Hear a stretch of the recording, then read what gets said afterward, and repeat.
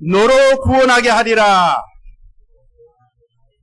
예, 너로 구원하게 하리라. 사도행전 13장 44절로 49절의 말씀 근거해서 너로 구원하게 하리라. 말씀 함께 나누도록 하겠습니다. 초대교회의 교회를 우리가 이제 크게 처음 시작할 때 교회를 우리가 이제 말씀을 드리면 오순절날 성령이 강력하게 임했습니다. 제자들에게. 그래서 그거를 기점으로 해서 이제 예루살렘의 교회가 시작됐습니다. 그래서 예루살렘 교회, 이 예루살렘 교회는 이제 모교회가 되어서 이 교회들을 각 지역에 전 세계에 교회들을 이제 세워나가는 교회가 교회를 세우는 그러한 역할을 예루살렘 교회가 감당을 했습니다. 그래서 안디옥 지역에, 안디옥이 성경에 보면 두 군데가 나옵니다.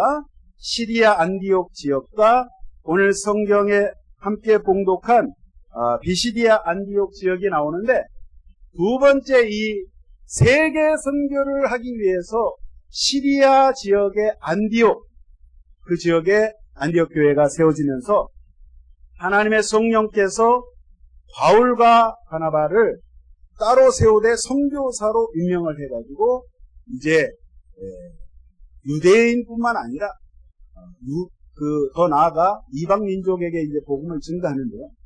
예루살렘 당시 예루살렘 교회의 특징은 예수님의 12 제자를 중심으로 유대인들만의 공동체였어요. 유대인들만의 기독교 공동체였는데, 이 안디옥 교회, 세계 선교를 감당하는 이 안디옥 교회는 12사도가 없었어요.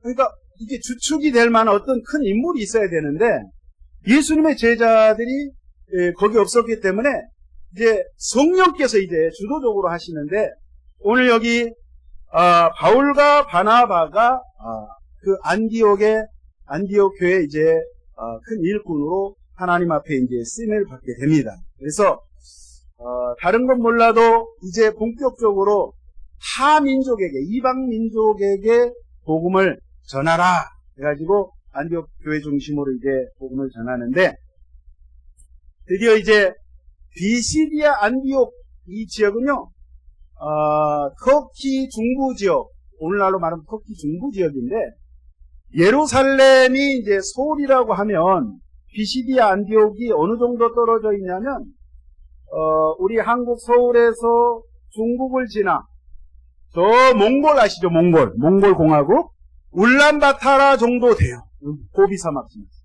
그러니까 굉장히 먼 곳이죠. 예루살렘하고는 굉장히 먼 곳에 비시디아 안디옥에 가서 이제 바울과 바나바 일행이 복음을 오늘 전하는데, 바울이 이 해당에 안식일이 되어서 이제 해당에서 복음을 전합니다.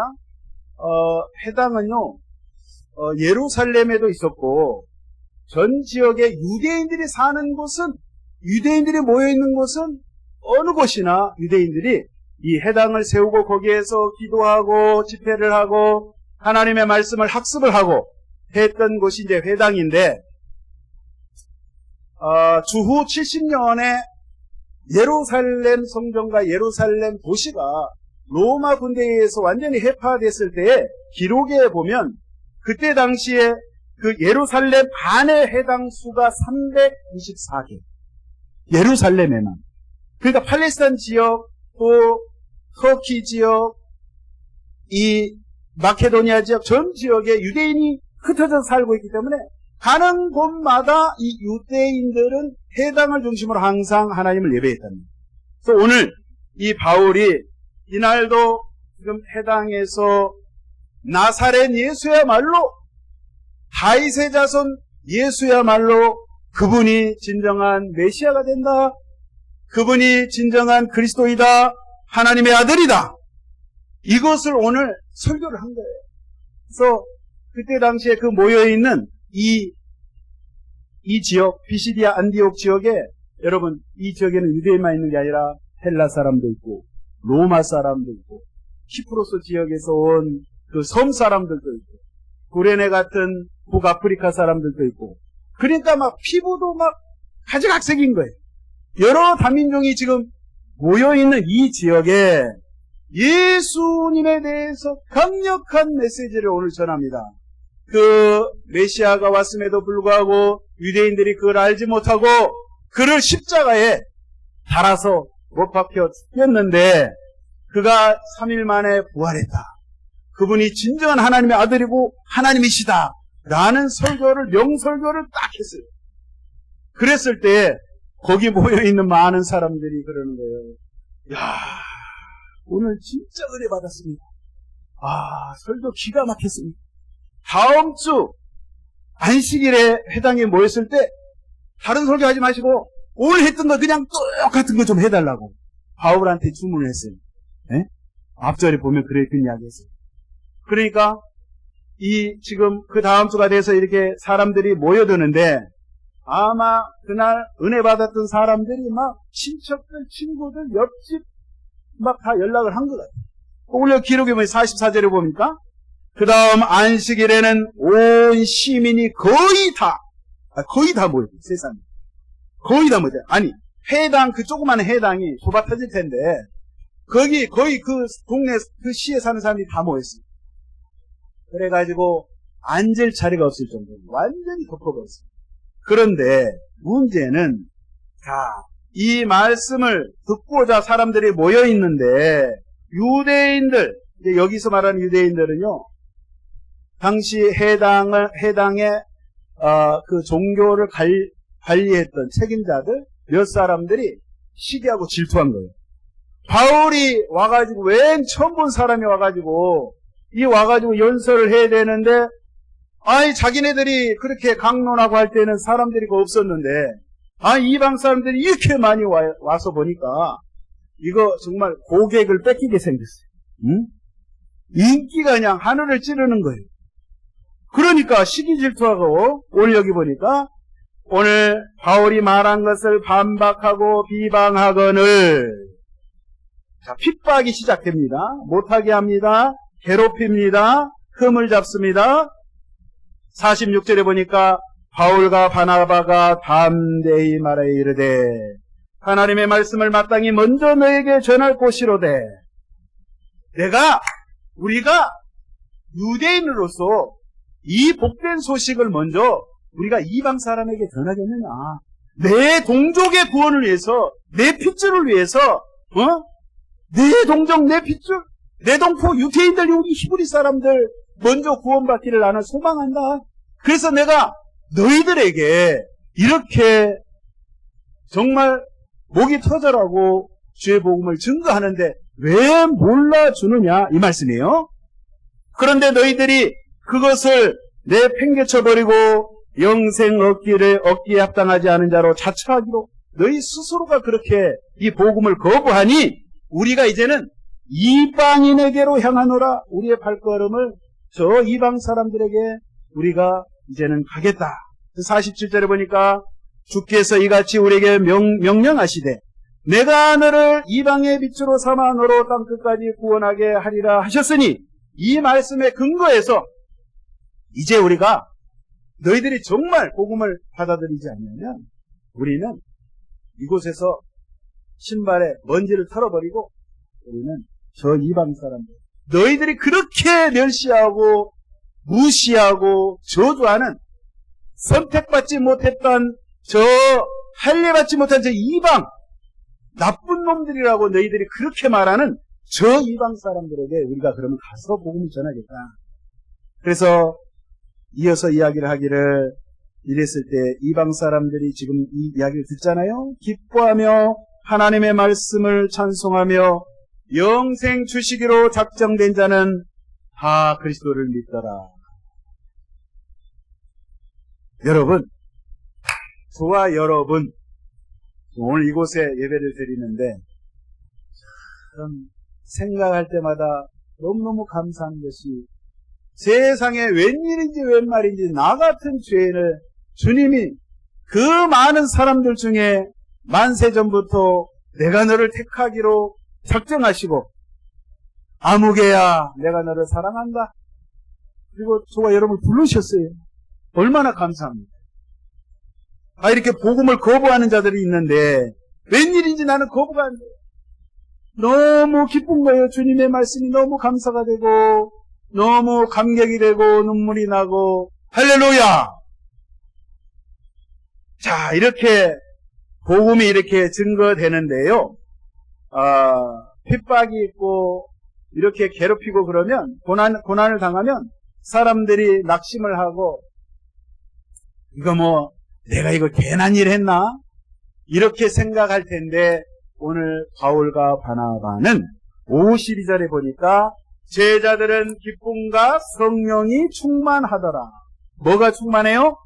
하나님이 주신 기쁨과 그 성령이 충만해서 핍박에도 관계없어. 핍박하면 할수록 더 복음을 위해서 목숨 바쳐서 그렇게 주의 나라 확장을 위해서 열심으로 달려갔다는 사실. 제가 지난주에 선교주의를 맞이해서 제가 선교했던 간증을 어떻게 해서 선교사로 가게 됐나, 중국 선교사로 가게 되었나, 그 동기를 제가 말씀드렸는데, 오늘은 선교 제2탄, 제가 중국 현지에 있었던, 제가 체험한, 그 사건을 제가 말씀을 드리려고 해요. 99년도에 저희 가족 4명, 아들 2, 저희 집사람, 4살, 2살 된 꼬맹이들 데리고 둘러엎고 중국 국방항공을 타고 6월 30날 중국 서북쪽으로 갔습니다. 그쪽으로 갔는데 거기는 여름에 7, 8월은 35도, 38도 이래요. 엄청 더워요. 그리고 그 기간을 뺀 봄, 가을은 아주 짧아요. 한 10여일이 봄. 2주가 안 돼요. 가을. 그 나머지는 겨울인 거예요. 1년에 반이 겨울. 영하 30도, 35도. 내복을 5개를 입어야 돼요. 제가 내복 2개만 입고 3일간 시골에서 성경 공부 인도하다가 1월 달에 제가 쓰러져가지고 병원에 실려갔어요. 실려갔을 때 의사가 하는 말이 창자가 얼었대. 창자. 배가. 세상에. 그런 일도 다 있어요. 그런 일도 다 있는데 아무튼 간에 여러분 뭐 춥고 지저분하고 그 지역이 낙후되고 이런 거는 문제가 되질 않는데 문제는 뭐냐면 선교를 할 수 없는 지역에 저 영상에서처럼요 특히 숨어서 해야 된단 말이에요. 숨어서. 보통 저는 집회를 하면 내부 고발자에 의해서 많이 조사를 하러 와요. 경찰들이, 공안들이. 그러니까 정말 내부적으로 문제가 없어요. 똘똘 뭉쳐야 되고 기도 많이 해야 되고 행여 안에서 시험이 들어가지고 형제 자매들끼리 다투거나 그러면 에이 그냥 고발을 해버린다고요. 그러면 누가 잡혀가요? 제가 먼저 잡혀간다. 근데 제가 처음 가가지고 한번 잡혀갔습니다. 중국에 거기 제가 사는 거주 지역에 오시는 말씀 안 드릴게요.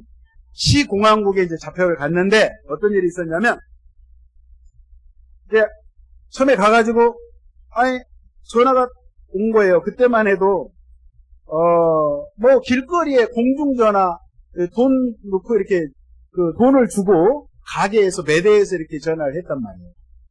그러니까 핸드폰이 다 보급이 안 된 상태예요. 그때 가보니까. 핸드폰이 막 이따만해.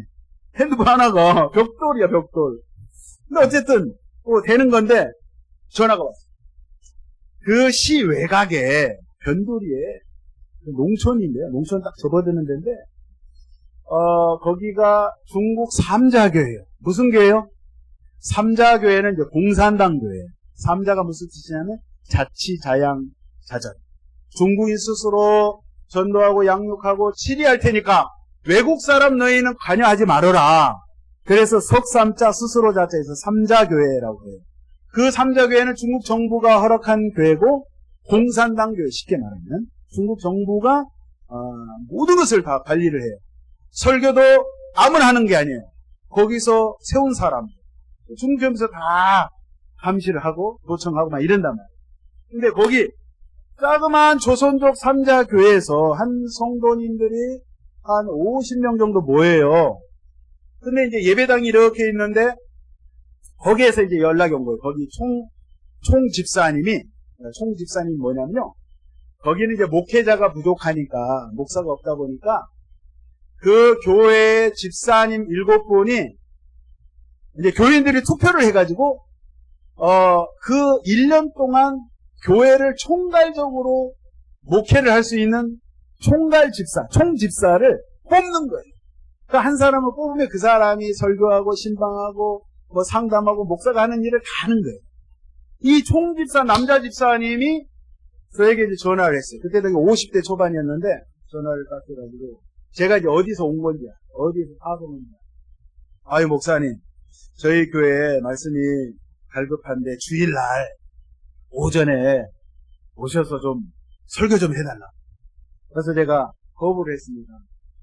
집사님, 저는 중국 온 지 얼마 안 됐고 중국 상황도 잘 모르니까 그냥 설교는 집사님 하시고 예배에는 참석을 하는데 그날 그 전날 토요일날 한국에서 그 청년들이 단기 선교로 한 10여 명이 오기로 돼 있었어요.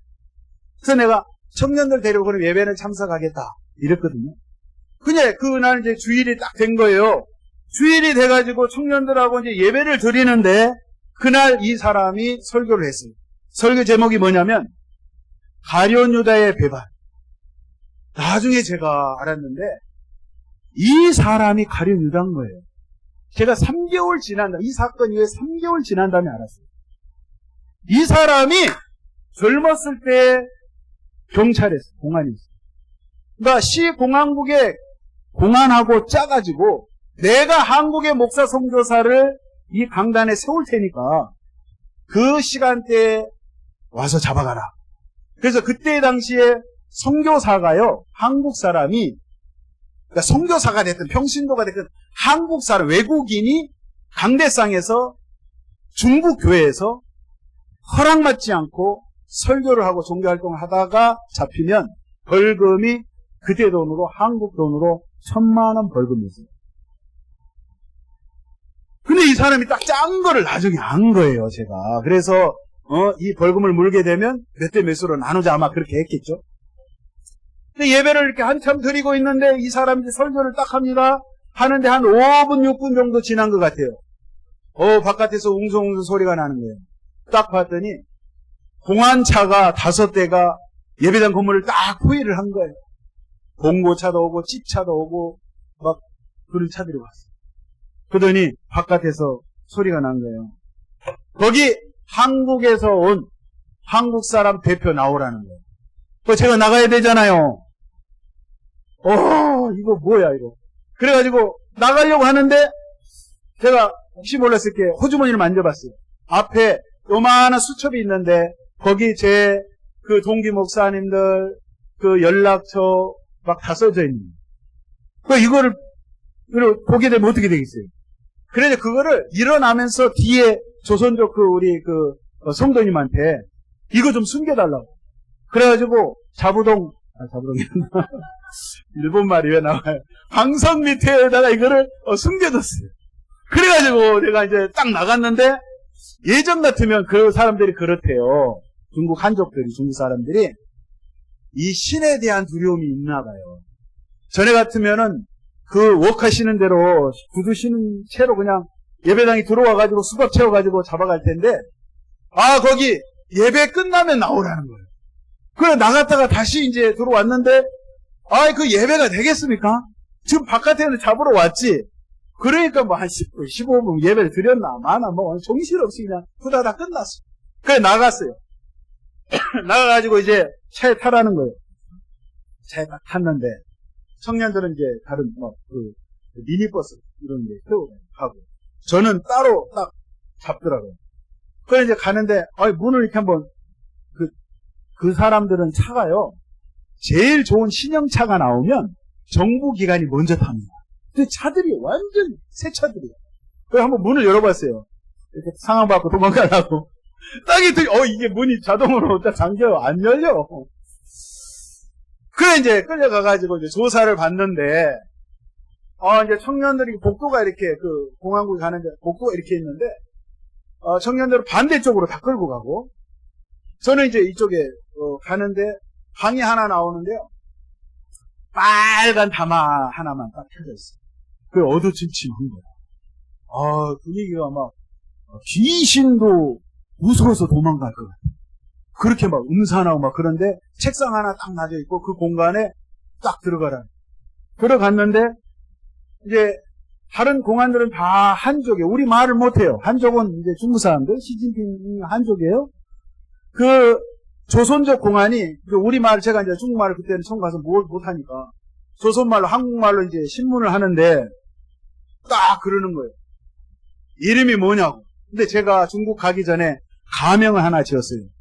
장대건. 중국은 왕씨성도 많지만 장씨성이 많아요. 그래서 장씨성으로 이제 하는데 하나님 앞에 기도했어요. 하나님, 중국에 가면 가명을 써야 되는데 신분이 드러나고 하면 안 되니까 사역할 때는 사역에 지금 저기 그 영상에 나왔던 저 친구들 있죠? 제 이름이 이동국인지 몰라요. 지금도 몰라요. 제가 그 장씨니까 거기서는 선교사 목사를 선생이라 부르니까 장선생으로 알아요. 지금도 그래요. 그래서 제가 큰 대자 세울 건자 이렇게 가지고 중국에 가서 주의 나라를 크게 세우리라. 그래서 장대건 가명을 줘가지고 갔는데 너 이름 뭐야? 딱 그러는 거예요. 공안이.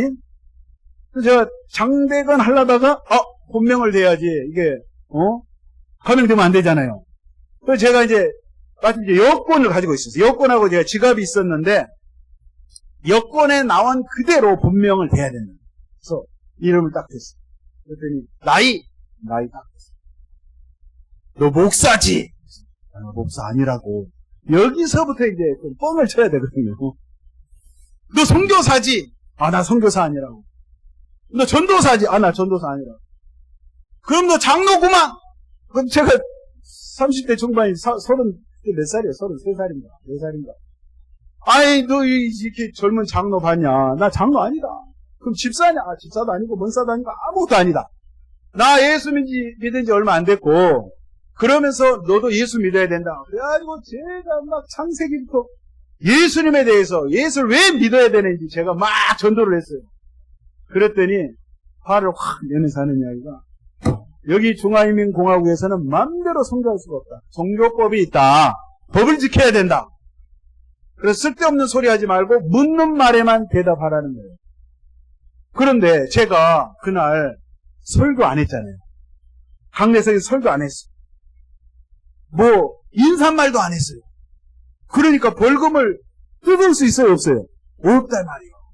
근데 이렇게 물어보는 거예요. 그러면 너가 설교 안 했는데 저 청년들 언제 왔냐?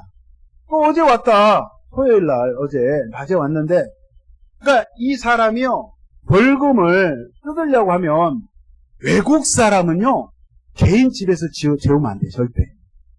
3성급 이상 호텔 초대소에서 재워야 되는데 이 청년들 어젯밤에 어디서 잤냐?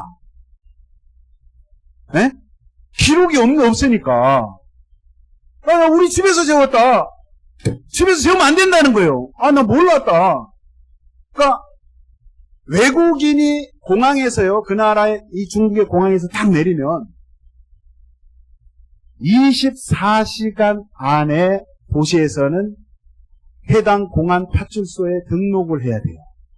농촌은 이틀, 48시간 안에 등록을 해야 되는데 이 청년을 네 집에 네 마음대로 재웠냐? 나 중국의 법을 모르니까 그냥 재웠다. 비도 오고 하니까 재웠는데 잘못됐냐? 되니 벌금을 내야 된다는 거예요. 근데 이 공안이 저를 조사를 하면서 거기 벽시계를 딱 보는 거예요. 벽시계를 딱 보는데 세상에 선생님, 제가 9시 예배를 드리다가 청년들하고 잡혔잖아요. 시간을 딱 보는데 3시간째 조사를 받아. 9시, 10시, 11시, 12시가 아직 안 된 거예요. 그러니까 어제 낮에 12시쯤 왔으니까 24시간이 넘었어요? 안 넘었어요? 아직 안 넘었어. 그러니까 벌금을 내요, 안 내요? 안 내죠. 그러니까 이 공안이 화딱지가 난 거예요. 이 벌금을 내면 두당 인민폐로 3,000원이면 그때 당시에 30만 원이 한국 돈으로. 그러면 10명이면 얼마예요? 300만 원 벌금을 뜯을 수가 있는데, 아니 시간이 부족한 거야. 왜냐하면 자기가 나를 잡아가지고 와서 지가 펜촉으로 잉크를 찍어가면서 저를 지금 등록해주고 있는 거예요. 공안국에.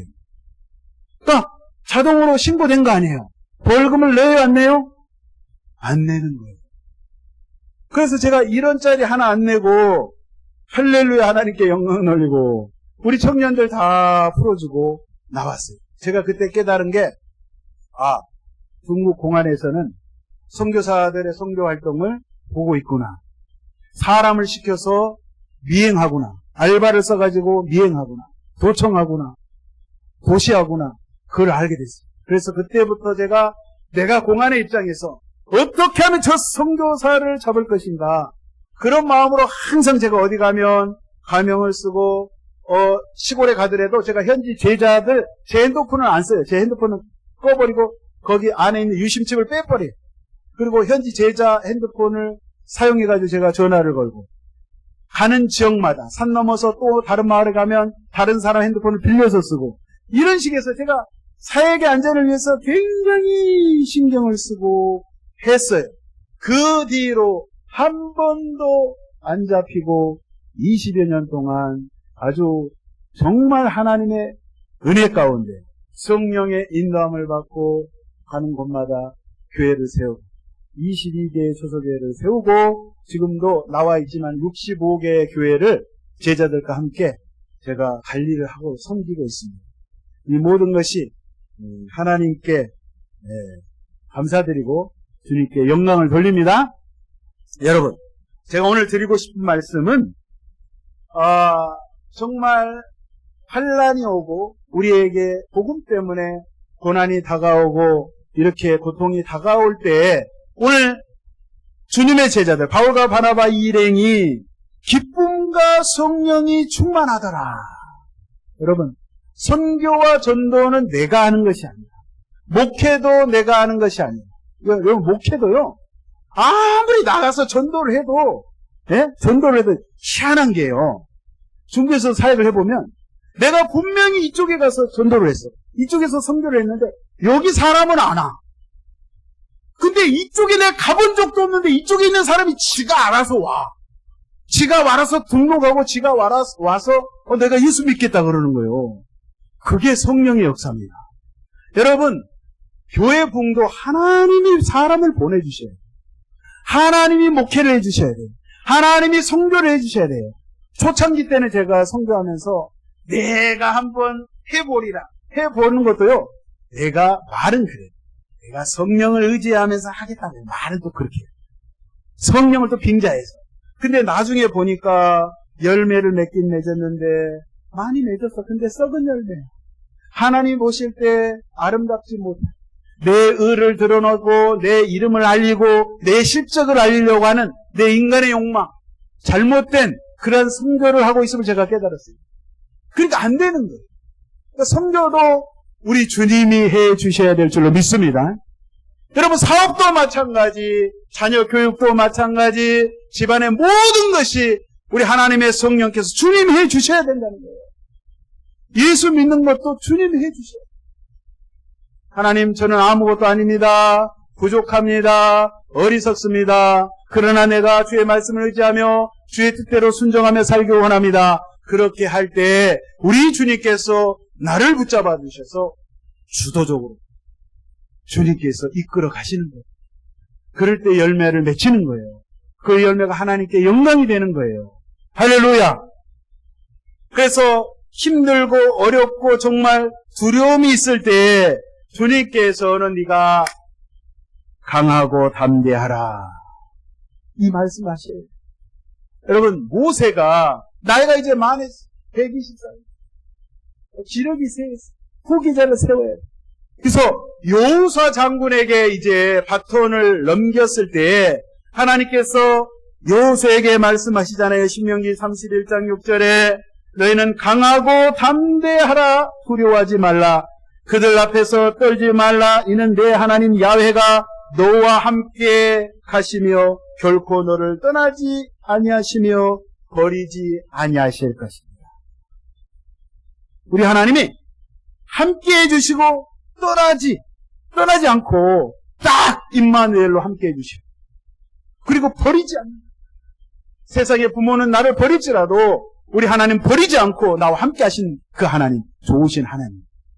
오늘날 시대에는 예수님께서 그랬죠. 또 다른 보혜사, 우리를 곁에서 끊임없이 24시간 도와주시고 우리를 대신해서 내가 어떤 말을 해야 될지 모를 때 주님께서 내게 지혜를 주셔서 날 대신해서 말을 할 수 있도록 주님께서 깨달음을 주시고 총명함을 주셔서 날 대신해서 표현해 주시고 변호해 주시고 도와주시고 협력해 주시는 그러한 보혜사로 성령으로 역사해 주신다는 사실이에요. 그래서 저와 여러분들이 오늘 6월 이 한 달도 주님과 주의 말씀과 함께 동행하시고 승리하시는 한 달 되시기를 예수의 이름으로 축원드립니다. 제가 중국 가서 처음에 가서 중국말도 모르지. 니하오 요거밖에 몰랐어. 갔을 때. 말도 못 알아듣지. 말을 그렇게 공부해도 이게 언제 이거 중국어를 한 10년을 해야 돼요. 중국어는 다른 언어에 비해서 상당히 어렵더라고요. 글자도 많지. 글자도 복잡하지. 발음도 어렵지. 또 중국 땅덩어리는 넓어서 도시에서 3시간만 떨어진 시골 들어가면 사투리를 그렇게 쓰는데 사투리를 중국 사람도 못 알아들어. 예를 들면 북경에서 제가 온 그 중국 한족하고 산동성에 갔어요. 인천 앞바다 우리 건너면 산동성이요.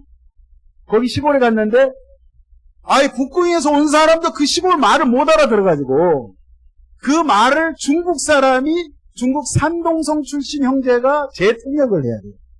이런 사투리가 있고 하는데 처음에 가가지고 하나님 도대체 어디서부터 시작을 해야 됩니까?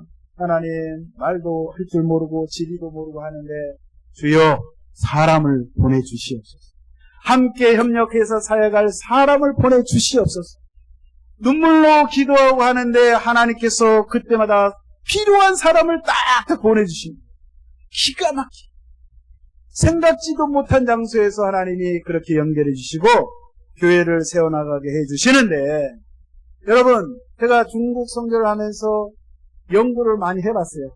도대체 어떻게 해야 되나 그랬더니 제일 선교의 가장 모범은 우리 예수님 두 번째 사도 바울. 사도 바울이 회당 중심으로 도시 중심으로 선교를 잘했는데 일찍이 중국 선교의 대부라고 할 수 있는 영국의 허드슨 테일러가 이미 170년 전에 지금으로부터 170년 전에 중국 땅에 와가지고 22살의 나이에 그가 5개월 동안 배를 타고 항해해가지고 중국 상하이에 도착을 했어요. 그 젊은 나이.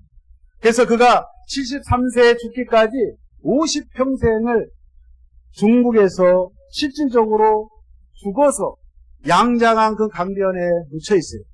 그 시체가. 평생을 중국인을 위해서 그가 살아왔는데 이 사람이 이런 이야기를 합니다. 중국에서 복음이 포착화되기 위해서 죄를 짓지 않는 한 모든 면에서 내가 중국인이 되자. 어떻게 해서든지 내가 중국인들을 구원하자. 그래서 그가 외국 사람이잖아요. 외모가 코 크고 키 크고 노랑머리잖아요. 영국 사람이잖아요.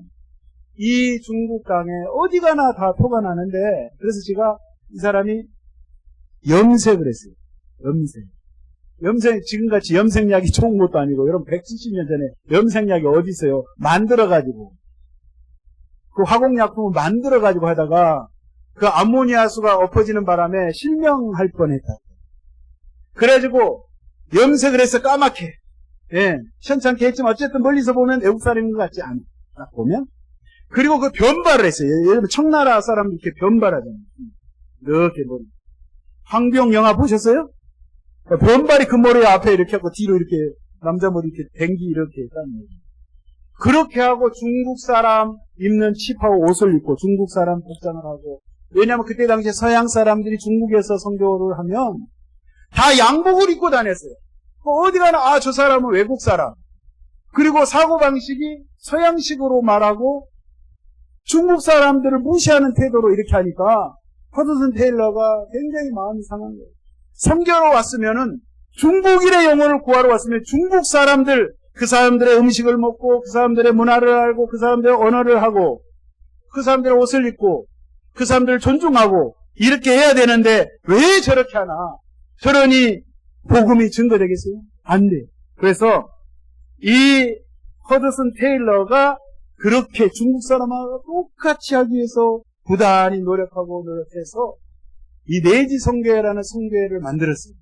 이 선교단체를 통해서 수많은 교회를 세우고 오늘날 중국의 기독교인이 여러분 1억 3천만이 넘습니다. 놀라지도 않으시네. 1억이 넘었다니까. 1억, 중국의 15억 인구 중에 예수 믿는 사람이 1억이 넘었어요. 1억 3천만. 통계도 안 나와요. 다 이렇게 선교사님들이 그렇게 정말 주를 위해서 목숨을 바쳐서 이렇게 죽기까지 복음을 전했는데, 여러분, 바울 선생도 이 고백을 했어요. 고린도전서 9장 22절에 약한 자들에게는 내가 약한 자와 같이 된 것은 약한 자들을 얻고자 하며 여러 사람에게 내가 여러 모양으로 된 것은 아무쪼록 몇몇 사람들을 구원코자 함이니 내가 복음을 위하여 모든 것을 행함은 복음에 참여하고자 합니다. 그들을 구원하기 위해서 그들의 모습으로 예수님이 이 땅에 저 높은 천상을 버리시고 이 낮고 천한 썩은 냄새난 이 제약된 세상에 예수님이 친히 인카네이션 하셔서 오셨답니다. 인간의 모습으로 오셨어요. 저와 여러분을 살리시기 위해서 그 모든 고난 십자가의 길을 가시고 저와 여러분을 살리시기 위해서 그 죽음의 길을 가셨는데, 여러분 허드슨 테일러가 이런 아주 유명한 고백을 합니다. 만일 나에게 1000개의 목숨이 있다면, 만일 나에게 1000사람의 목숨이 있다면 단 하나도 남김없이 중국을 위해 바칠 것이다. 이 유명한 말씀이었어요. 1000개의 목숨이 있다면 내가 하나도 남김없이 중국 선교를 위해서 영혼을 구원을 하는데, 이방 민족을 구원하는데 내가 죽어지기 원한다. 여러분, 저와 여러분이 이러한 마음을 잡수시기를 예수의 이름으로 부탁드립니다. 여러분, 성령이 임하시면 나 혼자 구원받고 나 혼자 할렐루야 아멘이 아니라 내 가족, 내 일가 친척, 내 부모 형제, 더 나아가 나의 이웃 친구들에게 복음을 증거하는 복음의 증거자로, 전도자로, 선교사로 주님께서 쓰시고자 성령을 부어주시는 거예요. 성령의 충만함을 부어주시는 거예요. 여러분 이거 명심하시고 6월 한 달은 정말 하나님 앞에 성령 의지하고 성령 충만해서 뛰쳐나가 주의 복음을 힘있게 능력있게 증거하시는 저와 여러분이 되어야 될 줄로 믿습니다. 할렐루야! 한 영혼을 천하보다도 귀히 여기신 그 주님, 나를 사랑하신, 내 이웃을 사랑하신 그 주님, 많은 사람을 옳은 길로 인도하는 자는 하늘의 별처럼 빛나게 해주시겠다고 주님 말씀했습니다.